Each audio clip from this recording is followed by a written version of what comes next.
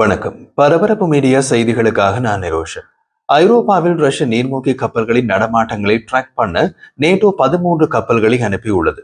ஐரோப்பாவின் மேற்கு வான்வெளியில் ரஷ்ய ஆளற்ற விமானங்கள் இடைவிடாத ஊடுருவல் செய்கின்ற சூழ்நிலை பல மாதங்களாக அதிகரித்து வருகிறது. இப்போது ஐரோப்பாவின் கடல்களில் ரஷ்ய நீர்மூழ்கி கப்பல்கள் ஊடுருவ தொடங்குகின்றன. இந்த ஊடுருவல்களின் பின்னால் இருக்கும் நோக்கம் சாதாரண உரசல் அல்ல. இது ஒரு நேரத்தில் பல முனைகளில் அழுத்தம் கொடுக்கும் ஹைபிரிட் ராணுவ திட்டத்தின் ஒரு பகுதி. அந்த திட்டத்தில் வான்வெளியும் கடற்பரப்பும் ஒரே உள் அமைவாக பயன்படுத்தப்படுகிறது. இது நேட்டோ கூட்டணியின் கிழக்கு மேற்கு பாதுகாப்பு வட்டத்தை சிதைக்க முயல்வதை தெளிவாக காட்டுகின்றது. பிரிட்டன் கடந்த 2 ஆண்டுகளில் ஐரோப்பாவில் ரஷ்ய கடற்படை நடமாட்டங்களில் 30% அதிகரிப்பு ஏற்பட்டுள்ளது என்கின்றது. ரஷ்யா ஐரோப்பிய கடலுக்கு அனுப்புவது சாதாரண போர்க்கப்பல்கள் அல்ல, கடலடி பாதைகளில் தாக்கத்தை ஏற்படுத்தக்கூடிய நீர்மூழ்கி கப்பல்கள்.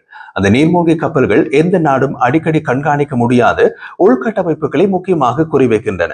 குறிப்பாக உலகின் 98% தகவல்களை எடுத்து செல்லும் கடலடி தகவல் கம்பிகள். அவற்றின் பாதை வரைபடத்தை கண்டுபிடித்தால் ஐரோப்பாவின் தகவல் தொடர்பு நெட்வொர்க்கில் சில மணி நேரங்களில் முடங்கும் நிலை உருவாகும். இந்த ஆபத்து ஒரு தனி பாதுகாப்பு பிரிவு கவனிக்க வேண்டிய விஷயம் இல்லை. இது நேட்டோ முழுக்க எதிர்கொள்ள வேண்டிய அழுத்தம். அந்த அழுத்தத்திற்கு முதல் முறையாக நேரடி பதிலளித்தவர்கள் பிரிட்டனும் நோர்வேயும். இந்த 2 நாடுகளும் வட அட்லாண்டிக் கடற்பரப்பில் ரஷ்ய நீர்மூழ்கி கப்பல்களை வேட்டை செய்யும் திட்டத்திற்கு ஒப்புதல் அளித்துள்ளன. இது வாக்குறுதி அல்ல, ராணுவ டிப்ளாய்மெண்ட் உருவாக்கும் செயல்முறை. வட அட்லாண்டிக் கடற்பரப்பின் முக்கியமான பகுதி GIUK கேப் என்று அழைக்கப்படுகிறது. அதை பார்ப்பதற்கு முன் எங்கள் சேனலை சப்ஸ்கிரைப் செய்து பெல் பட்டனை அழுத்தினால் நாம் தினமும் பதிவேற்றம் செய்யும் காணொளிகளை நீங்கள் தவறவிட மாட்டீர்கள். பிடித்திருந்தால் லைக் செய்யுங்கள், ஷேர் பண்ணுங்கள். அனைவருக்கும் இந்த விஷயம் போய் சேரட்டும்.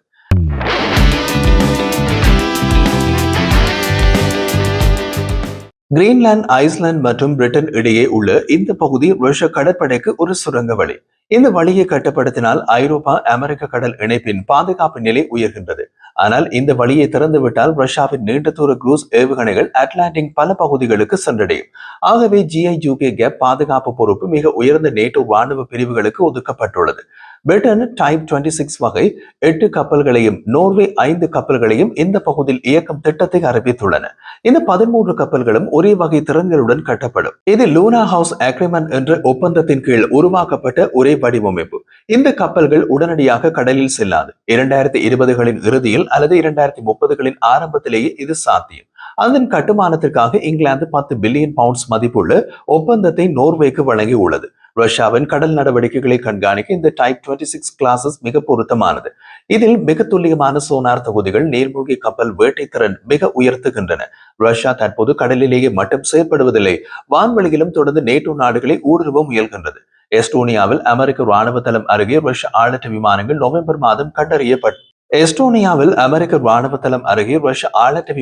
நவம்பர் மாதம் கண்டறியப்பட்டன. ரோமேனியாவில் அவற்றின் ஊடுருவல் போர் விமானங்கள் அவற்றை சுட்டு வீழ்த்தும் சூழ்நிலையை உருவாக்கியது. இதே மாதிரியான ஊடுருவல் லிதுவானியாவில் விமான நிலையத்தை மூட செய்தது.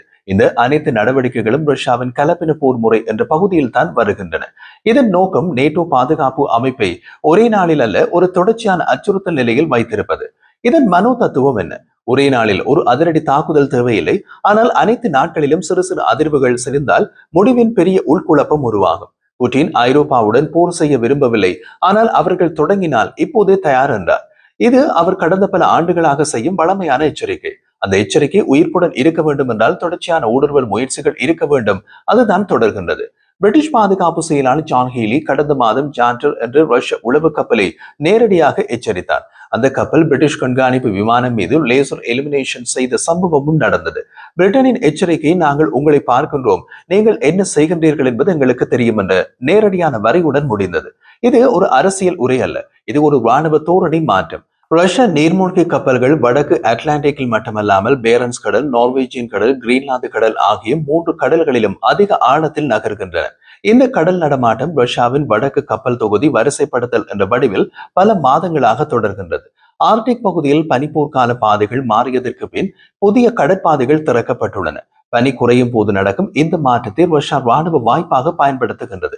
ஆழம் மாறும் இந்த பாதைகளில் நீர்மூழ்கி கப்பல் ஓட்டம் மிக மிக அதிகரித்துள்ளது. ஐரோப்பா இந்த நகர்வுகளை கண்காணிக்க செயற்கைக்கோள் ஆழ ரேடார் முறைகளை பயன்படுத்துகின்றது. இந்த ரேடார்களின் பெயர் சிந்தெட்டிக் அபர்ச்சர் ரேடார். இந்த தொழில்நுட்பம் கடலடி தடத்தின் கீழே நடக்கும் நகர்வுகளை பிடிக்கின்றது. இந்த படங்களின் மூலம் ரஷ்ய நீர்மூழ்கி கப்பல்கள் தகவல் கம்பிகள் இருக்கும் இடத்திலிருந்து எவ்வளவு தொலைவில் உள்ளன என்பதை காட்டுகின்றது.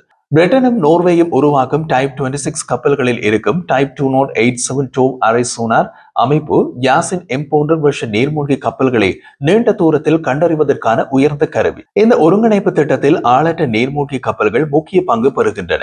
இவை மனிதர்கள் செல்ல முடியாத கடலடி தடத்தில் உளவு கண்காணிப்பு செய்யும். இவை ஒலி தடத்தையும் மின்காந்த தடத்தையும் ஒன்றாக இணைத்து சந்தேகமான பொருட்களை கண்டுபிடிக்கின்றன. 2026 முதல் நோர்வே பிரிட்டன் இதை நேட்டோ பாணி வட்டத்தில் சேர்க்கும். இவை மனிதர்கள் செல்ல முடியாத கடலடி தடத்தில் உளவு கண்காணிப்பு செய்யும். இவை ஒலி தடத்தையும் மின்காந்த தடத்தையும் ஒன்றாக இணைத்து சந்தேகமான பொருட்களை கண்டுபிடிக்கின்றன. 2026 முதல் நோர்வே பிரிட்டன் இதை நேட்டோ பணி வட்டத்தில் சேர்க்கும்.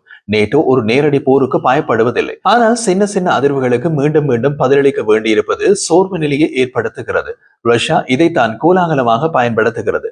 இந்த சோர்வு நீண்டால் நேட்டோ நாடுகளுக்கு ஒத்த முடிவு எடுக்கும் வேகம் குறையும். ஐரோப்பாவில் உருவாகி இருக்கும் சோர்வு நிலை ரஷ்யாவின் அடுத்த நடவடிக்கையை எளிதாக்குகிறது. இடைவிடாத உளவு ஊடுருவல்கள், கடலடி பாதை சிதைவுகள், வான்வெளி தடம் பதிக்கும் முயற்சிகள் ஆகியவை ஒரே கோட்டில் இணைக்கப்படுகின்றன.